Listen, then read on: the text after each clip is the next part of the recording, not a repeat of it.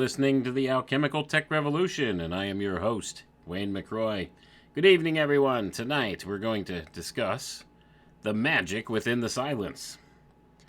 We'll be reading tonight from a textbook from the Hermetic Order of the Golden Dawn.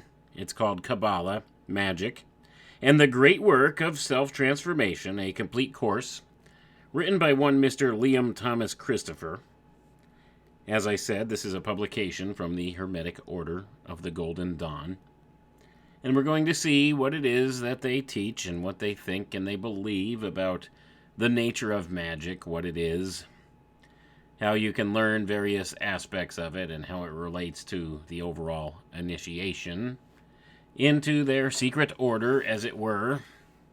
Not really so secret. I mean, it's a well-known commodity. People have heard of the Hermetic Order of the Golden Dawn, much like the Freemasons, but it does qualify as a secret society because it does teach you secrets within the walls of its lodge or the building in which it holds its meetings. So that being the case, it qualifies as a secret society, and it does carry forward many of the mystery school teachings of antiquity, brought forward into the modern era. So very much like the Freemasons in that regard, but they focus a little more on the occult and upon a system of magic, as it were. So they're all about actually making a real effect in this world through the use of occult or esoteric principles. More so, it would seem, than organizations like the Freemasons, that largely seems to be a political front for the secret schools. That's just my estimation, the best description I could come up with. It's the power base. It's the broad power base with which they get things done. The Freemasons. This is the conduit through which they select members for higher teachings. Let's put it that way. So everybody goes through the Masonic organization. Well, not everybody. I shouldn't say everybody, but they go through a similar initiation process to that of the Masons. And the Masons largely is the recruiting ground for many of these other secret society groups. So we have a lot of crossover in the beliefs of these various groups. And everybody's more familiar with Freemasons, so that's why I bring that up. But we'll see as we get into the reading here what it is that the Hermetic Order of the Golden Dawn thinks about magic, the nature of what it is, how it can be utilized, and how they train people in its use, and the importance of their initiatory rites in the process here. And of course, they always make claims that can never really be fully proved. And like I always caution you, take it with a grain of salt, because it can't be really proven nor disproven. You just have to take their word for it. So, with that being the case, it's important to look at some of the things they teach, because you will find nuggets of good wisdom in with this stuff, and good foundational basics for the operations of many of the forces that operate invisibly in this world that we don't see, the spiritual forces. It gives you a good description, an apt description thereof. So it is important that we look at these teachings and understand some of what's being conveyed, because there is good meat to be had in there. But with, like always, with anything else, with all of this stuff, there's always that little bit of poison that we have to be wary of. So I do my best to try to discern between the two, and I won't tell you what to think or believe. You could use your own discernment, but I will certainly give you my opinion. And you could take my opinion however you see fit.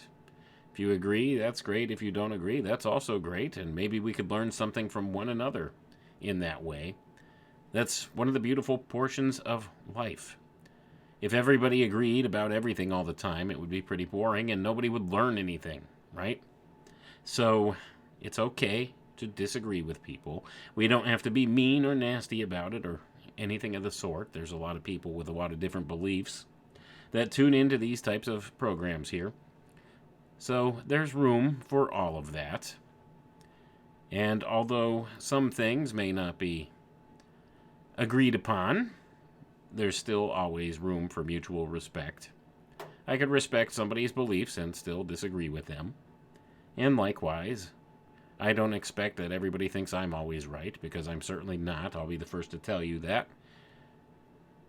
But I do bring a little bit of discernment and experience to the table when it comes to reading through this type of material, because I've poured through countless hours and hours of their various books.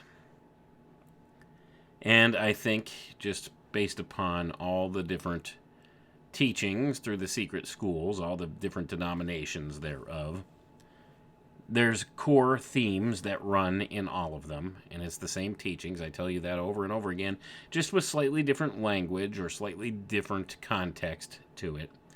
It's all the same stuff, all derived from the ancient mystery schools, and if we trace it back far enough, we can see where some of the distortions have been made.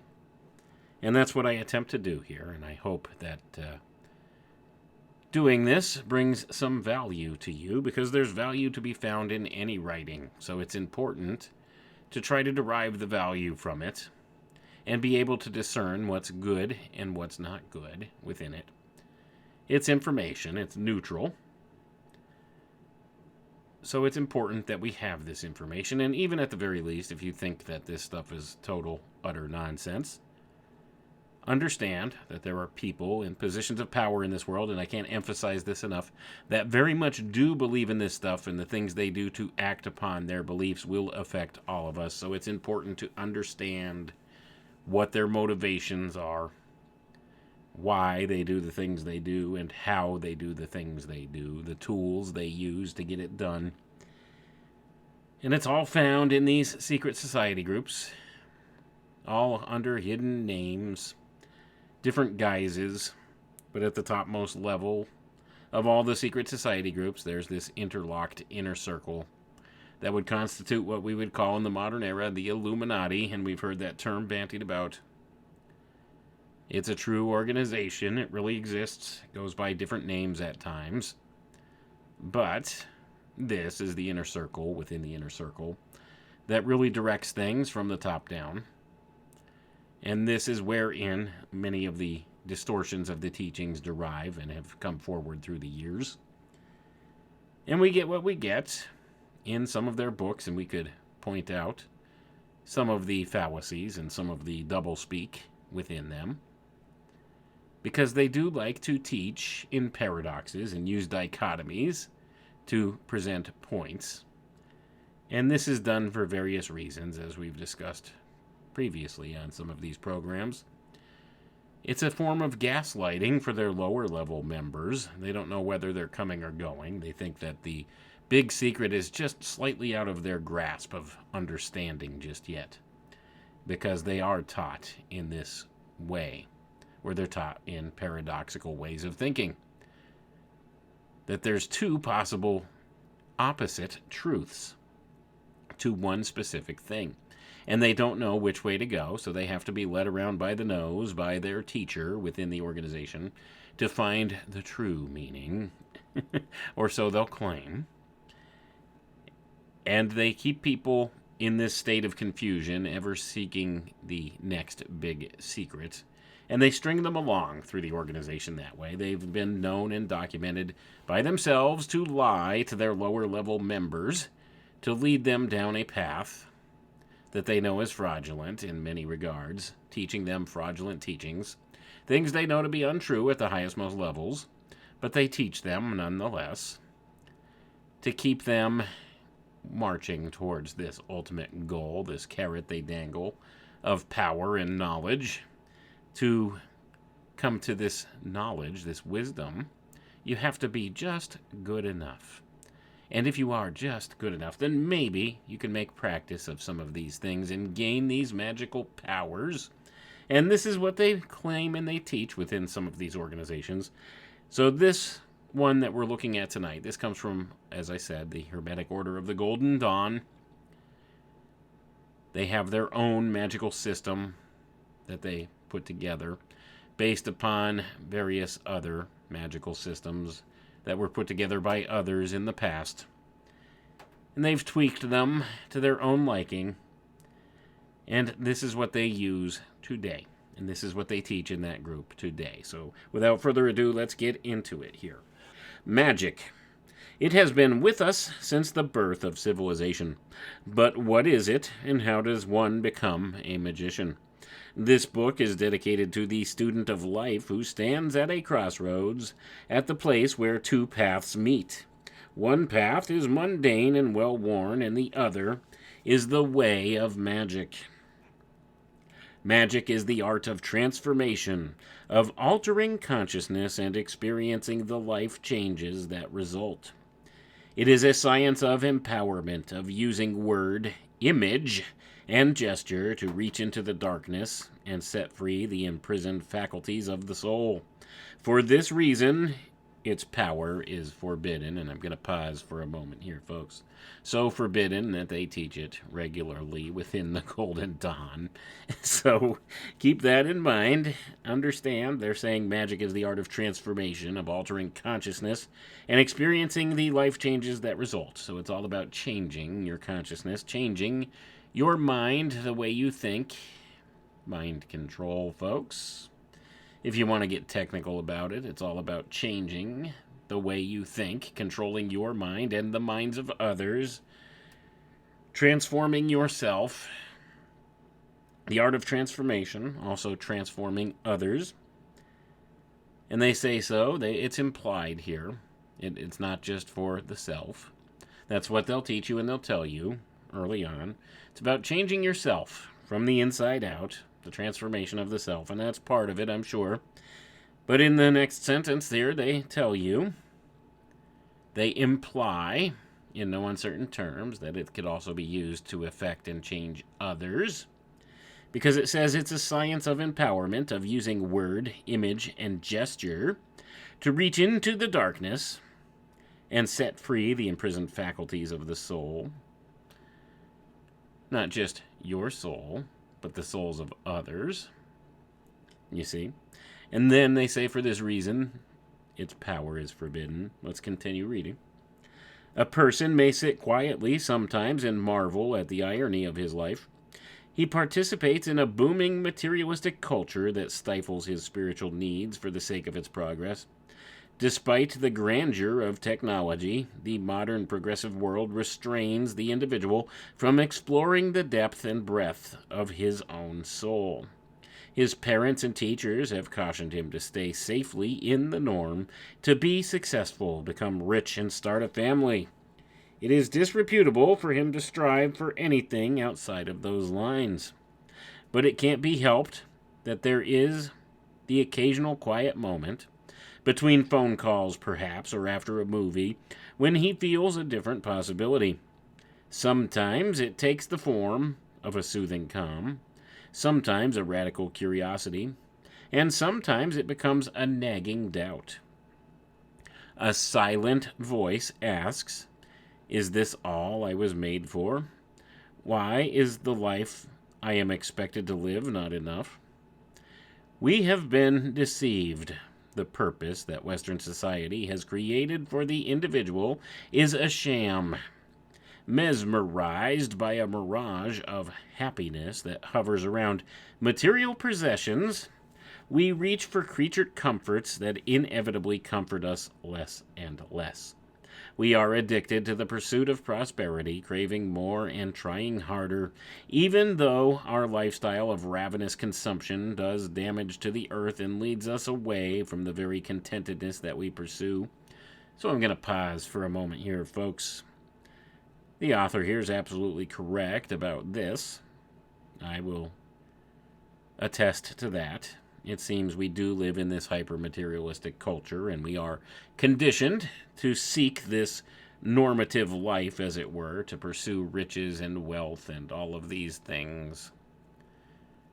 Material things, material comforts, which are fleeting, and they don't ever fully satisfy. You'll notice that most very wealthy people are concerned always with acquiring more wealth and maintaining their wealth and their status. It becomes an obsession for them, and it doesn't ever result in fulfillment if that is your primary motivating force. So he's not incorrect in what he's saying here.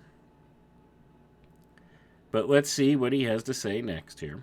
Let's continue on. By conventional thinking, the material circumstances of Western life have been getting better by leaps and bounds. Adjusting for inflation, the average American income in the year 2000 had doubled since 1960.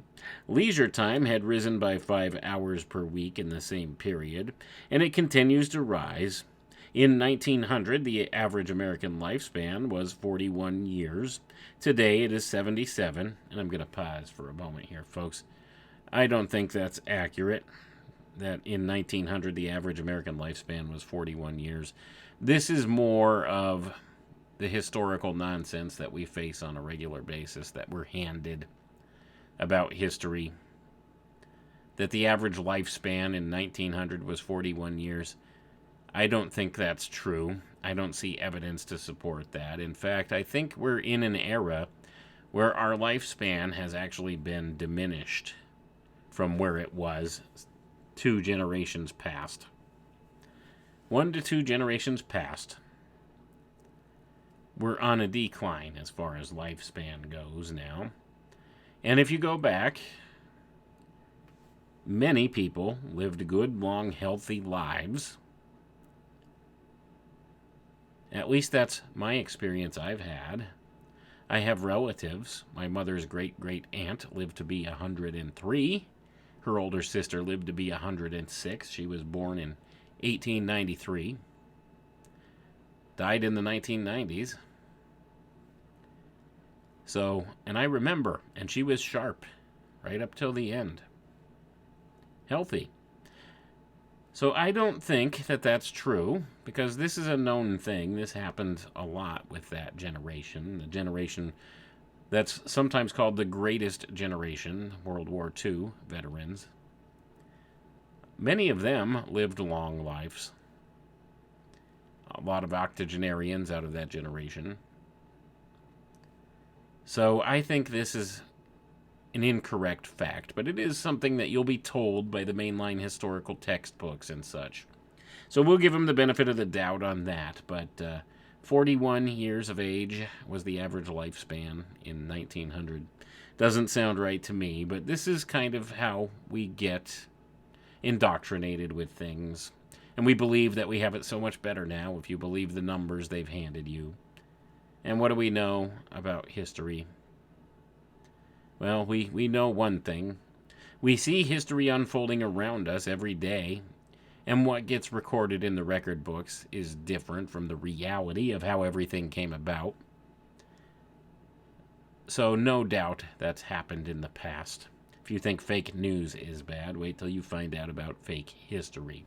And this falls into that category, this factoid he's giving here. But not to take away from the text here, let's get back to the reading. Just a little side note I had to make, because things like that really irk me when they're not precise about this stuff and they think they're giving you good historical facts, and there's really no evidence to support that. Really no evidence to support that, at least not in my personal viewpoint, and they don't have the documentation like they do now of the census like they do now back then in 1900. So they didn't have accurate information to go from. So it's total guesswork at best, in my estimation. But let's continue on. So he says, a century ago, rich men were distinguished by the fact that they lived in heated houses, enjoyed unlimited food and wine, and had access to a physician, earned a college degree, and attended the theater for entertainment. Sound familiar? Today, supermarkets overflow with an abundance of food, so affordable that even the poor suffer of an epidemic of obesity. And I'm going to pause for a moment here, folks. So this book is slightly dated now, apparently not taking into account the events of the past couple of years here, but still not completely wrong. We do have much as far as excess in our society. in this regard. Let's continue on, though. Waitresses take holidays together on luxurious pleasure cruises. Children of dock workers receive college educations. We live in conditions far superior to those of the aristocrats of the 19th century. But despite this golden age of conveniences, surveys measuring the average human's happiness have shown no improvement. In fact, depression is on the rise, and the number of those people who would describe themselves as very happy has been decreasing steadily since 1940. Prosperity in modern times is becoming easier and easier, and yet simultaneously this easy living sucks the challenge out of life, the vitality. But this is not a book about returning to the magic of the Middle Ages for adventure. Not exactly. Consider instead the following assessment. Even as human progress is taking away the difficulties of staying alive, we are thereby gaining more freedom to pursue the even greater challenges of a different landscape in a different realm of our existence, one that has always been there. Our lives as animals are presenting fewer and fewer obstacles to overcome. Gonna pause for a moment here, folks. Notice he calls us animals. Our lives as animals are presenting fewer and fewer obstacles to overcome. He's referring, of course, to the physical body, the material body, the lower ego, the lesser ego, the animal self, the animal nature in man. This is something that's always talked about within these mystery school teachings, the higher self and the lower self. So that's what he's referring to. But let's continue on, and we'll see in the next sentence what it's all about, and I think we've hit upon this point numerous times by now. A new kind of evolution is surfacing, the life of the individual stepping into the frontier of his own soul and exploring the confines of his interior psychological and spiritual vehicles. The discipline of magic has never been easier than it is today. So I'm going to pause for a moment, folks. Evolution. These people are obsessed with what they call evolution, spiritual evolution. And they've brought it and stepped it down into the material realm with the works of Charles Darwin, who presented it in a physical material world form, and it's been largely adopted by our modern science, even with very little, if no, proof or evidence of its factuality. It's accepted as fact now, and that's all part of the mind warp going on here. They need us to accept the idea of evolution in the material world, as it were. And just as a side note, you might not have known this, Charles Darwin, his work is mostly lifted from his grandfather, Erasmus Darwin. You probably didn't know that. That's not something they teach you in the history classes. Erasmus Darwin, a member in good standing of some of the occult fraternities, had a lot of ideas which Charles Darwin went ahead and took and applied to his own observations and presented it in the form that he did in a book presenting a justification for eugenics ideas, which his cousin, Sir Francis Galton, came up with based upon his teachings about evolution. It's all there. They were all connected with the Royal Society. They were all connected with these occult fraternities. And it all derives directly from these teachings about evolution within the occult fraternities, but it's been twisted and turned on its head from the concept of the spiritual evolution, and it all has to do with race. Always has to do with race with these people. And we've discussed this before, and that's what Darwin's book that became famous, On the Origin of Species, if you look up the subtitle, I'll leave that to you to go ahead. talks about preferred races in the subtitle, and you could get the context just based upon the subtitle of Darwin's famous book that was a groundbreaking scientific breakthrough, or so it's claimed. This is why it's been adopted, because it utilizes these ideas of race, much like the secret schools. They put an emphasis on these different root races, as they call them. And it all has to do with the spiritual evolution of man in the old mystery teachings. And they claim some races are further evolved than others. This is not me saying this. This could all be confirmed. Just grab some Rosicrucian book. I'll give you a perfect one. The Rosicrucian Cosmoconception. Go look in that one. Read the whole thing cover to cover. You'll be shocked at what's in there. You'll be shocked. But anyway, not to get too side-trailed with that stuff, let's continue on here. And who could blame the average person for failing to see this possibility when the incarnated human wakes up wounded and human on the beach of life? He finds that he has been given a gift for which he has misplaced the instructions. Getting comfortable as quickly as possible, mimicking his fellow castaways, trustingly assimilating the instructions and traditions that his elders passed down, he learns to forget that he has lost anything at all. Survival is an urgent business, after all. What could possibly come before that? The culture into which the individual is born, helpless and vulnerable, rescues him from certain death by teaching him a patchwork, haphazard survival manual, fabricated from mankind's traumatic evolutionary past. And so the individual grows up infused with beliefs that keep him alive, but that nonetheless have no basis in his true identity. He learns to fit into his culture and to dutifully ignore his desire to find himself. And why not, after all? Disregarding the lessons of his elders may endanger his very life. But what if the silence between commercials begins to whisper? What if he came to realize that his bosses, parents, and teachers, despite their prestige, know nothing? What if he discovers that his culture's entrepreneurs, politicians, scientists, and leaders are actors and not very good ones who are just as lost? Gonna pause for a moment here, folks. Couple of distinct truths being revealed right now, isn't it? What if he discovers that his culture's entrepreneurs, politicians, scientists, and leaders are actors, and not very good ones, who are just as lost as they are?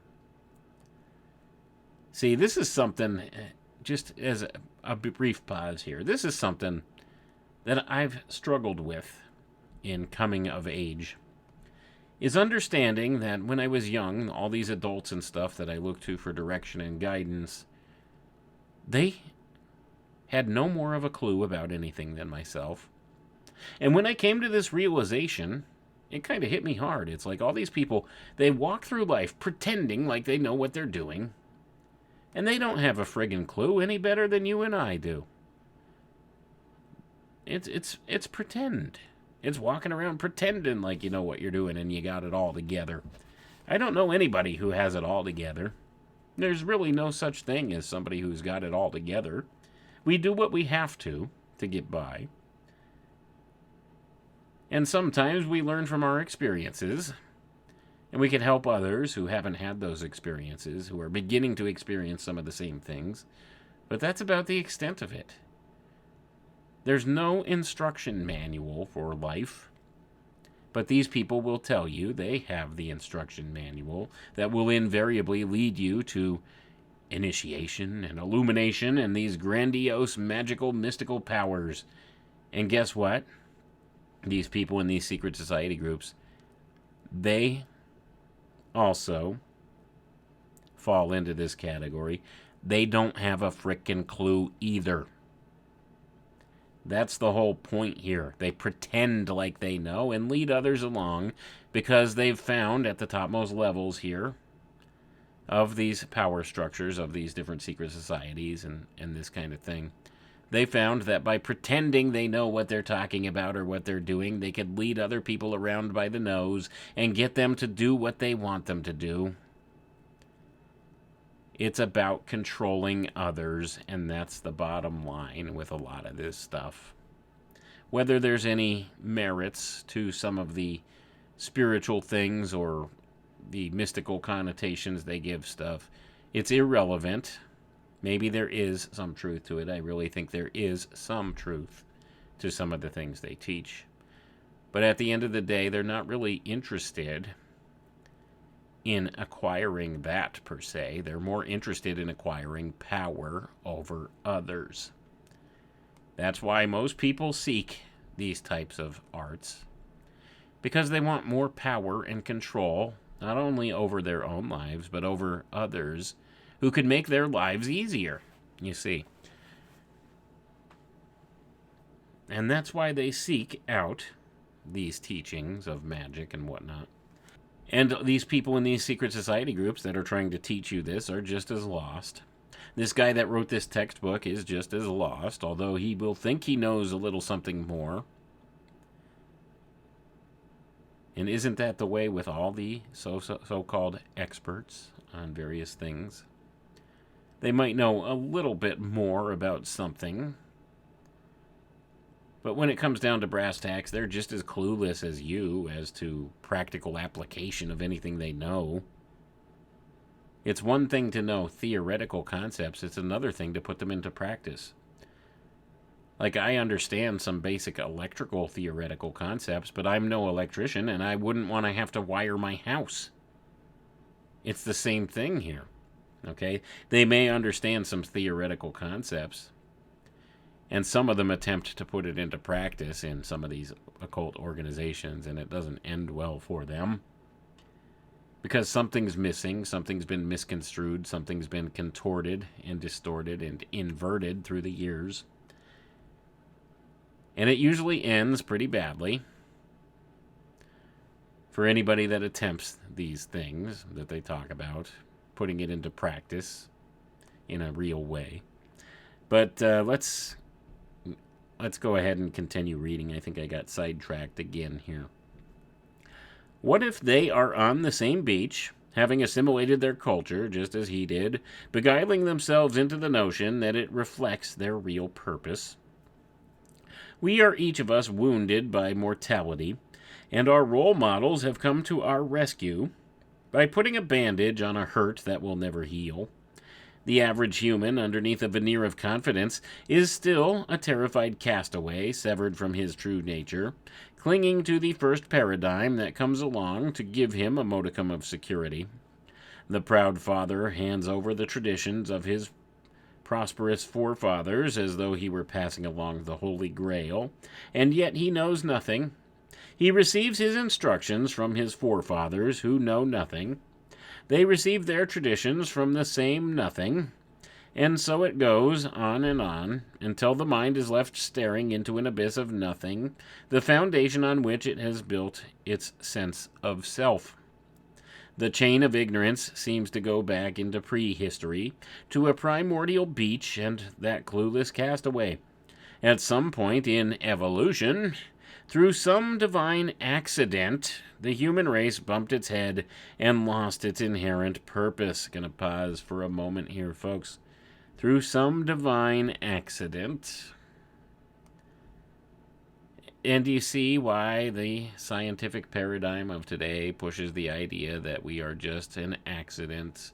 All this came about accidentally because one day, 20 billion years ago, nothing exploded and somehow miraculously became everything through some type of scientific explanation thereof. That, all the stardust and stuff collected together and formed rock, and then it rained on the rock and primordial ooze came forth and we all developed from single-celled organisms and it evolved in the way we did here, all strictly by accident, and we're on this spinning rock flying through space at 500,000 miles an hour. Why do you think they push this type of idea? Well, here it is right there. They're telling you what they think At some point in evolution, through some divine accident, the human race bumped its head and lost its inherent purpose. You see how one alludes to the other here. Now, they're saying we've lost our purpose, our sense of purpose, but they also infer that we are an accident in this very same sentence. Let's continue on. And since that fall from grace, it has been faking it, using strategies for living that do little more than help it maintain its numbers in successful but nonetheless unfulfilling ways. A person can spend all his life learning the ropes of making a living, fending off danger, fitting in, and climbing the social ladder, all the while neglecting the task at hand, the task that sits right before the nose of every human on the planet. There is nothing of this world that can satisfy the new kind of hunger that rises in someone who, like a seed in the earth, is ready to grow beyond his material conditioning. The job promotion, the blockbuster movie, the dream vacation, the perfect spouse, all of these fall short of satiating the longing that drives the soul to worm its way upward through the trappings of life into the open air of awakening. For such a soul who realizes that there is nowhere to hide, no security blanket that will soothe him for long, it is inevitable that the comfort of the norm becomes a prison house of agony. He has remembered that he is still that castaway on the beach. He is pressured from within to transcend this world and regain his lost knowledge. Though his fellow castaways may pass him by, proceeding on into the lives of money and glamour, he himself stays behind to explore the gaping silence that is forever embedded in the here and now. Gonna pause for a moment here, folks. So much of what this guy is describing here, it's about the journey of self-exploration, self-discovery, of realizing, hey, there's something more than just this physical world, something beyond this place. This is the longing that every man has for God. It's a need we have, a spiritual need. We have this spiritual longing that is not satiated by anything except for proper relationship with God. And the secret society groups take this instinct within man, I guess instinct would be a good enough word to describe it, this longing that man has for things spiritual, and directs him down a path towards what they call enlightenment. But see, even their enlightenment is empty because it does not lead to right relationship with God. And that is the only thing which will satiate this desire in man, is having a right relationship with God. But it leads him down a different path. It convinces him that he himself is God, and that he can attain this type of satiation through discovering his higher self. Now, I don't think there's anything wrong with exploring ideas of self-improvement, and maybe looking at philosophical concepts and understanding natural law precepts and natural energies that work invisibly in this world. I don't think there's anything wrong with exploring these ideas. But when you deify yourself as God the Creator, that's when it becomes problematic. Because, you see, we are not God, nor can we be God. It's a lie, it's a fallacy. And many of these teachings lead people down that wrong road, wherein they think either, first of all, that there is no God, or that they themselves can become God. And that's what many of these mystery schools teach, what many of these occult fraternities teach. And this, in and of itself, is also not fulfilling.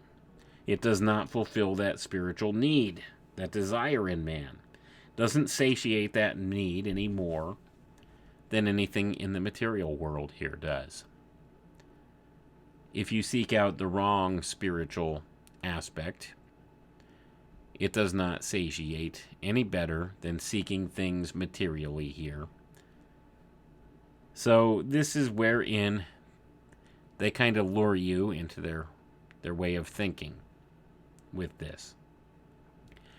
It sounds correct, and what he's saying is correct to a certain degree, but they're leading you in the wrong direction. They're not trying to lead you towards God or towards unification, reunification with God, a right relationship with God. They're trying to make you believe that you are God, and that right relationship within yourself is what you need, this relationship. And it doesn't glorify God. And that is wherein the problem lies. It glorifies man. If something glorifies man and doesn't glorify God, it's not of God. We've been told in the Bible, weigh the spirits. You'll know a tree by its fruits. So these teachings, they glorify man, and not every man, but just certain men. See, certain men become the wise, the adepts. It's a special class of people, and it creates a type of classism. It creates this type of divergence between peoples. Class distinctions. They see themselves as having divine right to rule. They think they're better. They're more highly evolved. Do you see where this leads? They're better than you because they followed the teachings, these secret teachings. They have the secret wisdom, and they've put these things into practice, and they've done the studies and the meditations and the exercises, and they've learned the theories, the theoretical concepts. So they've become more enlightened and therefore more spiritually evolved than you. And you just are not smart enough to pick up on that, and they take vows of secrecy, blood oaths, to keep these things hidden from the profane. And that's wherein you could also know a tree by its fruits. They keep these things secret. This is supposed to be something that's good for all mankind, for every person. If this is good and righteous and true, why do you have to keep it secret? And they'll always use the excuse, don't cast your pearls before swine, or a man won't understand it if he's not ready. And yes, I get that to a certain degree, but why keep it hidden behind closed doors for millennia from the people at large? Lead them to believe something else, lead them to believe exoteric interpretations of something that the adepts understand in an esoteric fashion. Why lead people astray in this way? I'll tell you why. It's about control and manipulation of others. It's not on the up and up. That's why. So just using that spirit of discernment, you can understand what they do. They lure people in, trying to appease their sensibilities towards things, this spiritual longing. And they tell them things that are contrary to what they previously thought may be true. And then they also reinforce the ideas that they used to think were true. Paradoxes. You see, to keep people thoroughly confused so that in order to further their progress, they have to follow what their teacher tells them because they don't know what to think anymore. They become confused, and in confusion is much profit. That's an old axiom that's known within some of these secret society groups. The more chaos, the more profit. The more confusion, the more profit. But anyway, let's get back to the reading here. So we see that though his fellow castaways may pass him by, proceeding on it into the lives of money and glamour, he himself stays behind to explore the gaping silence that is forever embedded in the here and now. And this is an important concept here, folks, before we continue. The silence. It's only when you get in your personal prayer closet with God, as the biblical theology talks about it. You get alone in a quiet place with God. This is where you can do a lot of your thinking. and a lot of your exploration of your soul and spirit. So let's see what they say within the Hermetic Order of the Golden Dawn about this. Let's continue. That dreaded silence. Most people of the Western mindset live in fear of it. They stay busy to escape its emptiness. Cut off from their own animal nature by processed food and air-conditioned offices, they occupy themselves with television and home improvement projects to keep at bay the uncharted darkness within. The very mention of the silent deep comes as a threat to the person who is not ready to explore it. To him, it is as death. If he could learn to suspend his senses but for a moment, it is as though the awful silence would well up and annihilate him. He settles instead for curling up around his acceptable beliefs and drifting off to sleep. But as we all eventually realize, happiness isn't bought so cheaply. He might as well try to sleep with a thorn in his side. On some level, he knows that he is deceiving himself, and he even knows that there is a price he must pay if he ever decides to rise and go after the real thing. It is the price that all liars fear. The more he distances himself from his true nature by chasing the distractions of the mundane path, the more he is prone to closing himself against the source of his own happiness, dismissing its mystery with nervous laughter as though it were an uncomfortable lull at a party. For there is a light hidden in the unexplored darkness, if only he knew how to reach for it. It is usually not until he gets very old or threatened by death that he begins to yearn for the other path at the crossroads. When at last he is ill and the hour is late, he regrets not having danced a little closer to the edge of the abyss, not having lived more adventurously. The silence inside you is the realm of magic. It is behind the doors of matter, within the gates of your mother's womb. It is the invisible land of your origin. Your sensory impressions of the room in which you sit reading, the very landscape in which you take your daily walk, cover it up like a membrane on some vast cosmic drum. The true nature of the human condition is kept from you, hiding itself maddeningly behind its own reverberating sounds, sights, and textures. And the substance of that fluctuating membrane, the very medium of the deafening hum of the world, is the same as that of the sinew, skin, and bone of your body. Our throbbing biological processes are part of the vast web of life that encases a mystery. The activities of that web overshadow the invisible depths of the inner world, like algae on the surface of still waters. And beneath the visible, an infinite mind broods like an abyss. The typical human shrinks in fear of the precipice. But he needn't worry. He is, for the most part, safe from being consumed by the worlds within, for he usually cannot experience them unless properly trained as a magician. So I'm going to pause for a moment here, folks. So this right here is where they ensnare you in their secret teachings, because they're telling you you can't possibly understand them unless you're properly trained as a magician in our occult fraternity. Because, you see, we have this soul science, we have this spirit science, this spiritual science that we teach.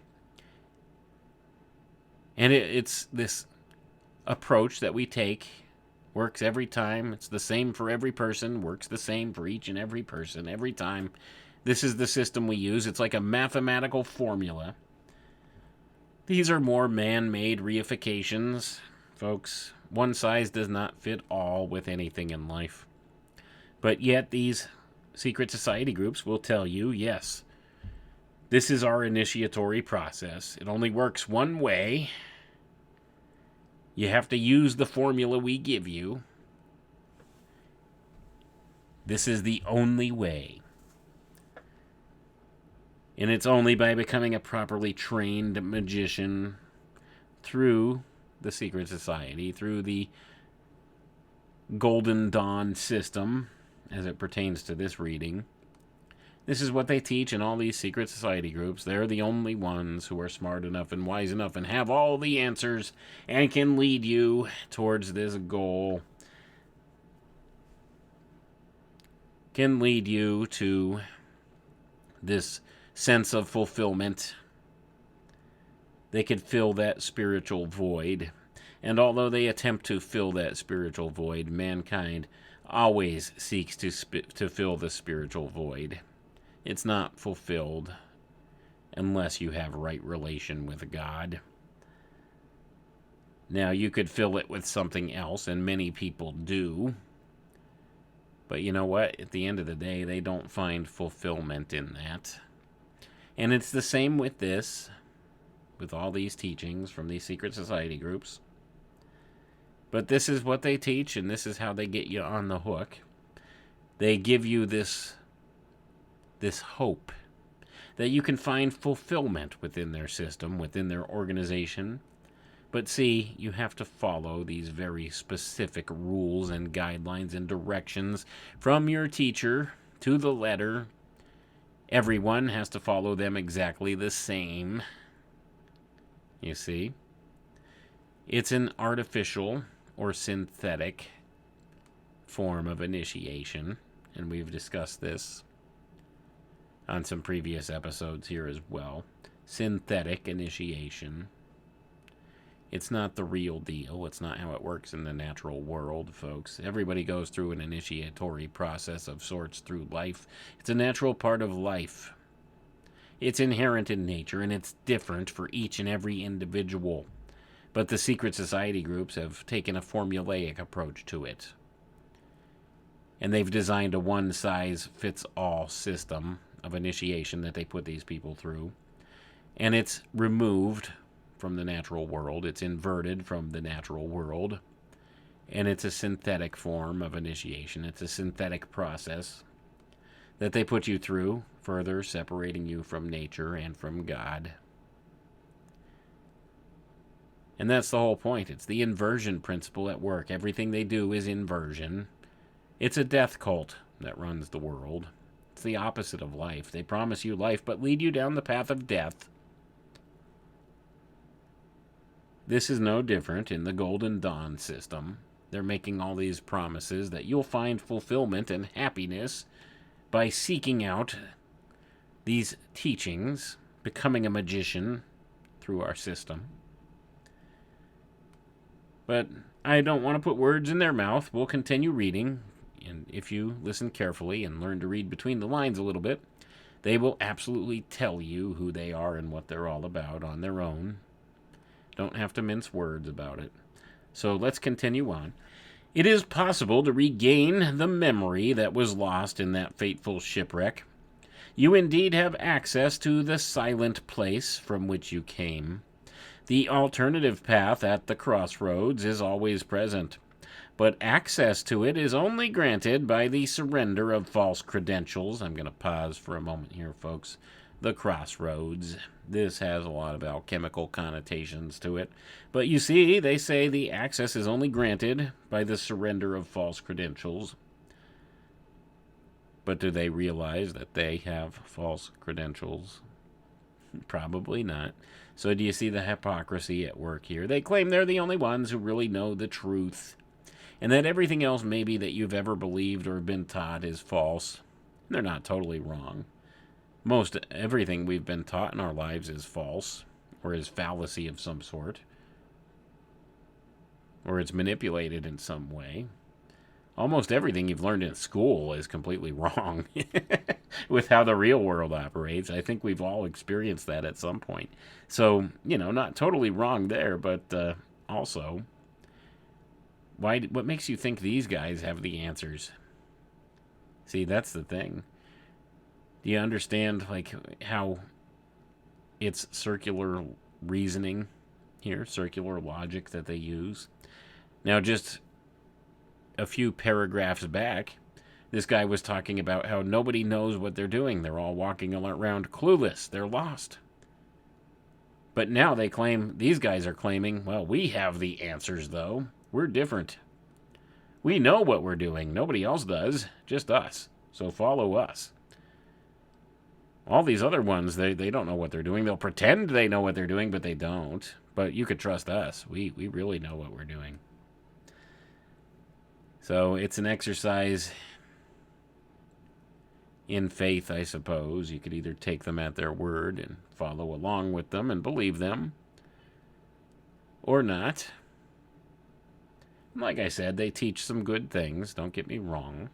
You could learn some important aspects of the natural world, of how the natural energies of this place work, and you could learn a lot of things from them, but there's always that little bit of poison, and it has to do with controlling others, and they'll stroke your own ego to make you believe them and follow them, and we see a lot of this. But let's go ahead, we'll continue on here. So he says, but access to it is only granted by the surrender of false credentials. In fact, the nearness of that surrender haunts your every step through life. Like a sand spur in the comfortable bed of conformity, it prods you to awaken. It is the throbbing of the mortal wound. It is the serpent in Eden, the nagging presence that keeps the ignorance of the garden from smothering you completely in the bustle of the human jungle. There is another life calling from beneath the brittle whitewash of compromise, and no matter how much you try to shift around and get comfortable, the thorn is always there, digging in, a wordless reminder that things are not as they seem. Is it too late to step up to the precipice, to jump? This book encourages the adventure of discovery that awaits anyone who would dare to step out of the hive mind and take those first steps on the path of magic. It does not propose to help him in the way most other books would, by handing him a new paradigm at the expense of him finding his own. It does not encourage the adoption of a prefabricated life, or worse yet, another tiresome system of comforting beliefs. Humans are born to discover their own purpose, not to have a mockery of it handed to them. They are born to become magicians. A magician is a human being who has special techniques to uncover his true nature. He is someone on the path of self-discovery, becoming more empowered every day, more himself. There are several radical magical traditions that are feared by those who are still hiding from their true selves, that have remained concealed within the depths of our world's cultures.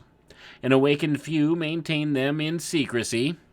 These traditions of transformation are referred to as esoteric, which means reserved for the select few, because only a few among 10,000 will rise and take up the great work of recovering the lost knowledge of the higher self, none other than the source of the silent voice that speaks to each of us from within. I'm going to pause for a moment here, folks. So, like I said, if you give them enough time, they'll tell you who they are and what they're about.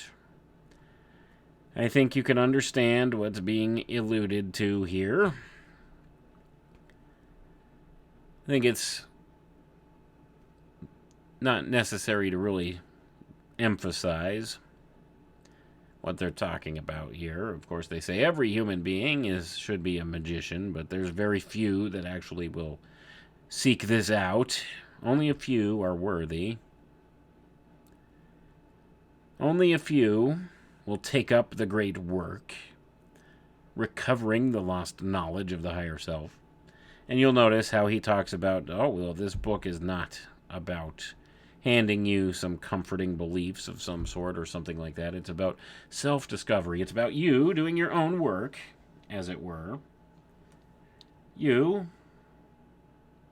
being the magician, finding truth for yourself. This kind of thing. So when you understand what they're saying here, they're saying that silent voice that's speaking to all of us from within, that voice from whom people hide, this is the higher self. It doesn't have anything to do with God. Nothing to do with God, right? It's all about the higher self. The higher self is the God, so to say. This is the kind of thing they teach. So, you see, he alludes to the higher self. The higher self. This is who they suggest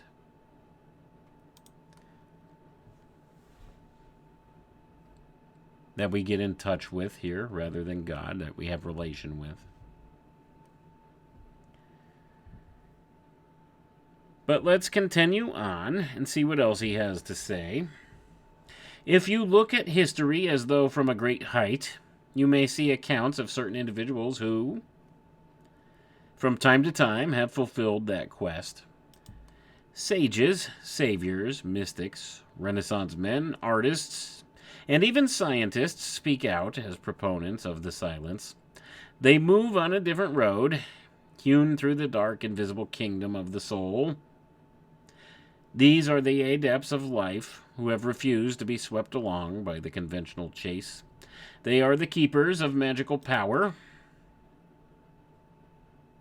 The keepers of magical power. And walking among us, hidden in plain sight, they live by different principles, by a radical curiosity. They use techniques and experiments to prod the world of appearances to show forth its true nature. Invisible to the eye, soundless to the ear, and void to the touch. A landscape of evolution awaits each of us just behind the membrane of the five senses. For those who have learned the methodology of listening in on the silence, the purpose of life asserts itself forcefully from within.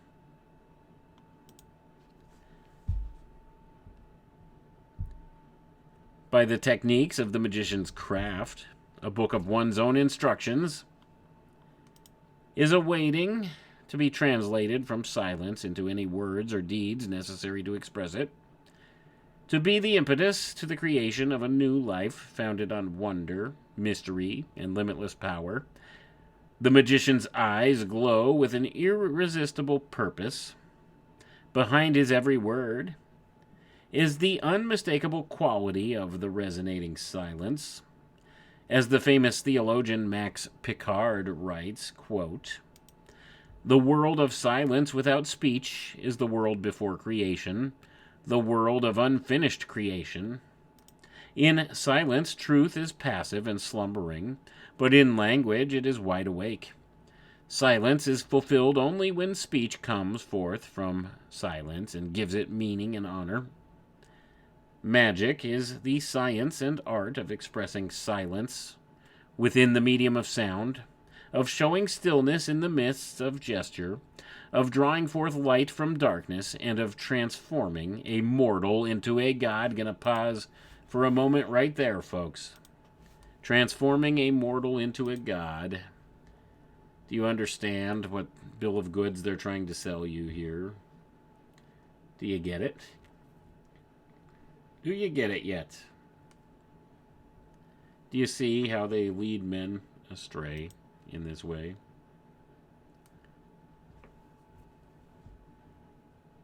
This is how they do things. This is how they guide people down a wrong path. Get them to believe that they can be as gods. This is the original lie from the Garden of Eden in the book of Genesis. "In the day that you eat thereof of this fruit, you will be as gods." This is what the serpent promised Eve.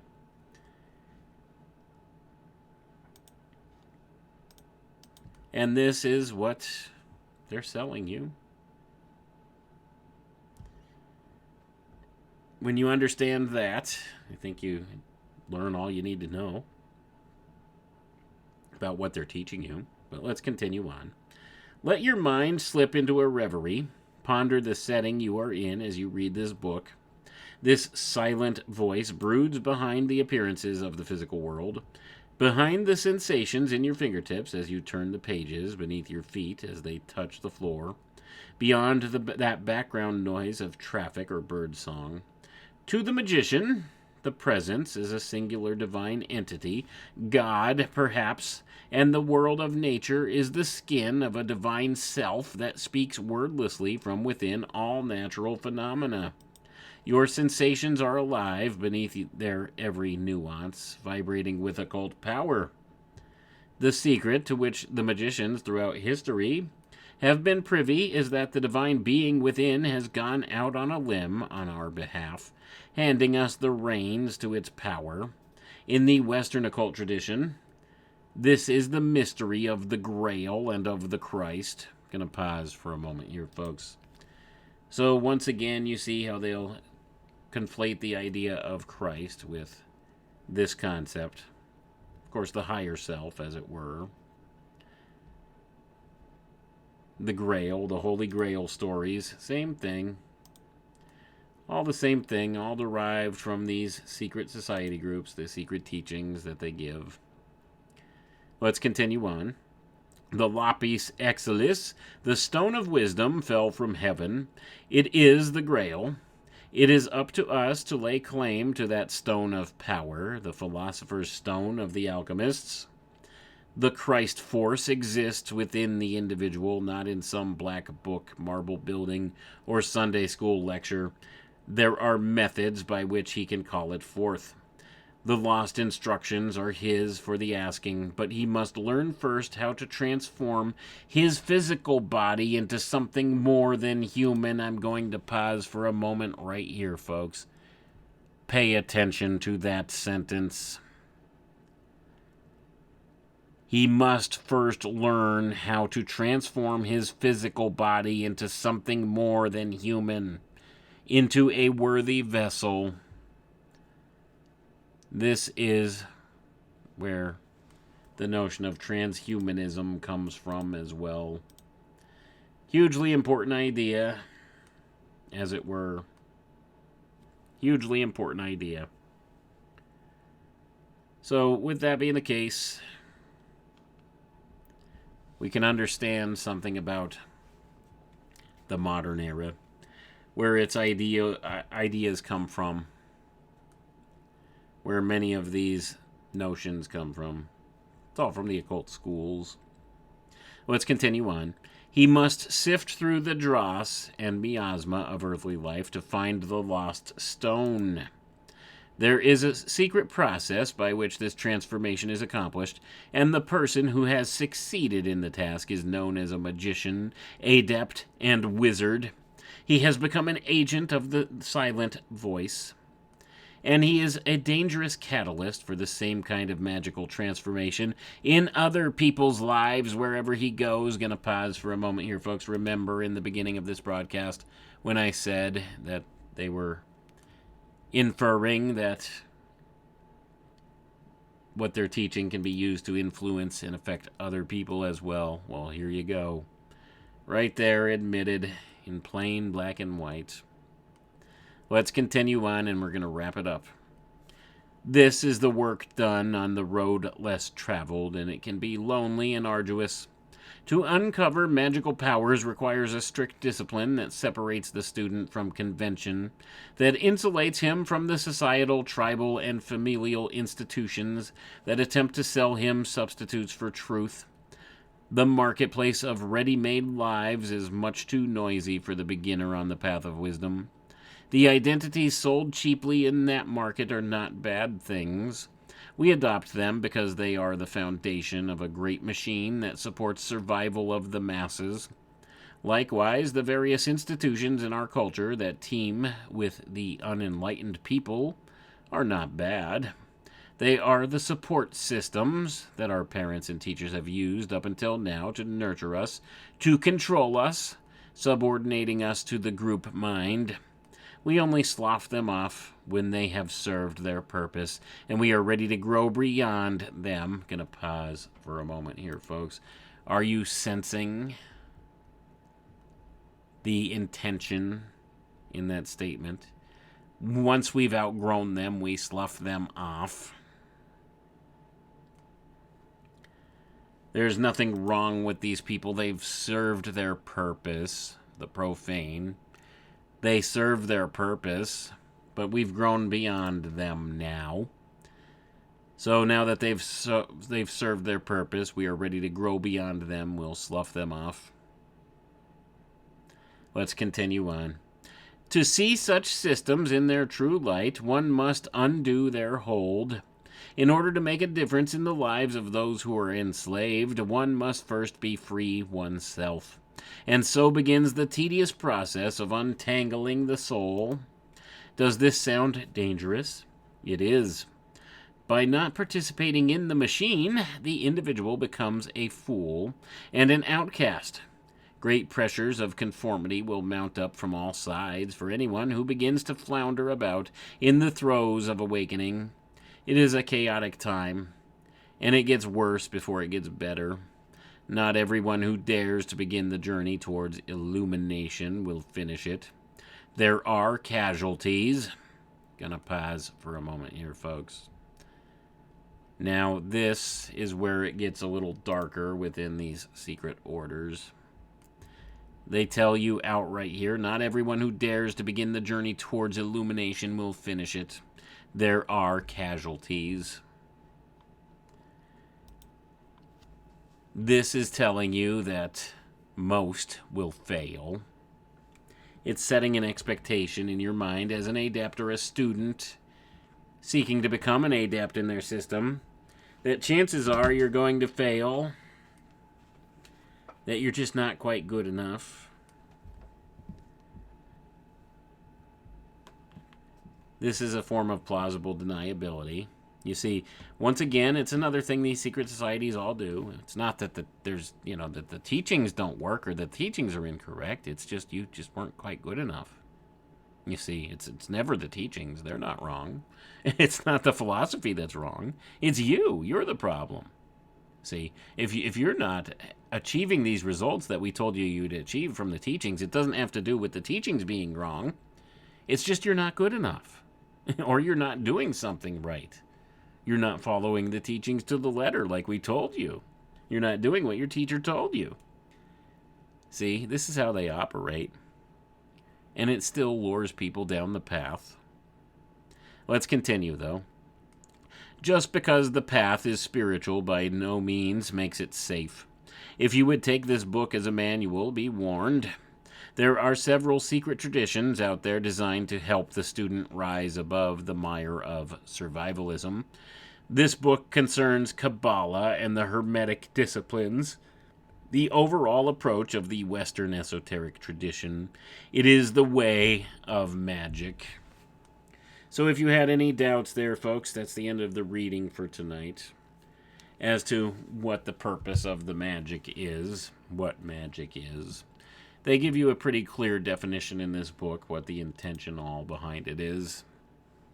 What they claim the magician is, of course, it's one of the members that follows through their secret teachings.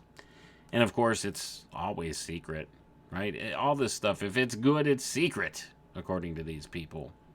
Got to keep it hidden. You wouldn't want to cast your pearls before the swine, the profane. But do we understand some of the notions that are presented in this viewpoint, in this Golden Dawn system, as to who they think they are, what they think they're doing, and how it becomes dangerous for the rest of us who, once they consider themselves that they've outgrown us, they'll slough us off. They don't need us. They have no need of the profane. We've served our purpose. We were good in our time, but they've grown beyond us now. This is the connotation taught all throughout evolution as a process with these people. This is the underlying intention behind it. And you wonder why there's been a massive depopulation campaign going on in the world, been planned for a long time. It's being implemented right now. We see it happening around us in real time. And that's where we're at with this. And it all derives from these teachings. And this one was from the Hermetic Order of the Golden Dawn. But you see how all these traditions align in their teachings. All teach the same things, just slightly different terms for description for them. but you understand the underlying intention. The underlying teaching, they teach that man himself is God, and that it's only when he becomes illumined or illuminated, goes through this process, he receives this enlightenment, and then he grows, he evolves beyond those he's left behind, the profane of this world. And they've served their purpose, and they're no longer of use because we've outgrown them. So we'll just push them aside and seek out our own will.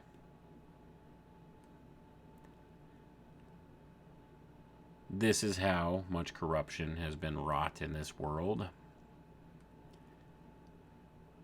These teachings that take people with good intentions, who have real questions, real concerns, real curiosities, a real need, a spiritual void they need to fill. They lead them in the wrong direction. And this is what you end up with. And this is why society is in the shape that it's in today. Because at the very top of the power structure of this world are these dark occultists who run things, who are at the topmost levels of these secret society groups, teaching this kind of stuff.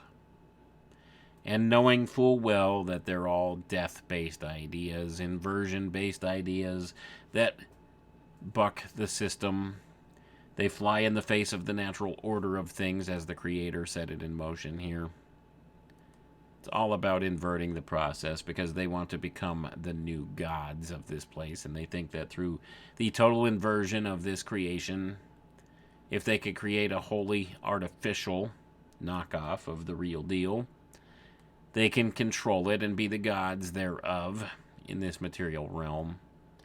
And that's what they seek to do here, and this has everything to do with the more modern notion of transhumanism. It is their philosopher's stone, their great work, as identified, or inferred, I should say, in this reading here. It's absolutely inferred. Doesn't mention transhumanism. You won't hear them mention transhumanism. But it certainly meets all the criteria of their great work, doesn't it? When you go down the lines of intention and look at the things they believe and what they want to accomplish. That's the end result. So the magic within the silence. Within the silence, this is where we can find right relationship with God. That's who and what we should be seeking in the silence, not trying to seek unification with what they call the quote-unquote higher self within these occult fraternities, leading you down this path of egoism, which they claim that you have to void the ego in order to be reunified with Source. And that's what they claim they teach. And you see how it's paradoxical, because they teach this very egoistic way of thinking, the higher self, the will, using your will, acquiring your will, performing your will, but the will of the higher self. We live in the age of deception, folks, and these people are master deceivers, and most of them are deceived as well, because they truly believe that what they do is right, many of them. They think they're on the right path and that they really know, when they are just as clueless as the rest of us. But they've been given these teachings by people whom they trust. And they follow down the path. And they lead others down this same path. But they don't find fulfillment in that, folks. The only fulfillment you'll find spiritually is through right relationship with God. Seek that. Seek ye first the kingdom of God and his righteousness, and all these things will be added unto you. That's what the Bible advises. These people will tell you the opposite. Seek the power, and then you'll have the fulfillment, and you'll be God. That's what they teach you. And it's a lie, born in the pit of hell. Now, I do think there were originally some good intentions and good things that could be learned from the alchemical sciences about the natural forces in play in this world. Absolutely do, but I think they've been twisted and contorted through time and inverted by these people who've kept these secrets hidden from the masses for purposes of having power over them. And we've arrived where we are today through time. They've been so twisted and contorted that they're the opposite of how nature works. It's the inversion process, the inversion principle being done here. The Antichrist spirit, if you will, taking manifestation, the Ahrimanic forces, leading man further to the hyper-materialist paradigm, thinking in strictly the physical terms here, trapping us, as it were, trapping you in materialism. Only if you let it. It's all done through a type of consent, and if you don't consent, and you seek the spiritual path, and you seek God, right relationship with God, then, and only then, can you find true fulfillment, contentment. That's the only real contentment and fulfillment. The rest of it, well, it's just empty promises at the end of the day. Empty promises that you'll achieve these magical powers, you'll be God. Does it sound like a trustworthy goal? Use your discernment. I won't tell you what to think. That's not what I'm about. I'll just give you my opinion, which I'm certainly doing, and I always reserve the right to be totally wrong about everything. Because I don't know everything. I'm just giving you my thoughts on the subject. But this was an interesting read tonight. I think the magic within the silence. Silence. We all need to have this place of silence at some point. To actually sit and think deeply. Don't be afraid of the silence. Seek it out. Because it's only this way that you can get in right relation with God. And seek that spiritual fulfillment that we all need. The only true way to get there, in my estimation. So, I hope this was informative. I want to thank you all for tuning in. We'll catch you next time. Have a good night. Come with me.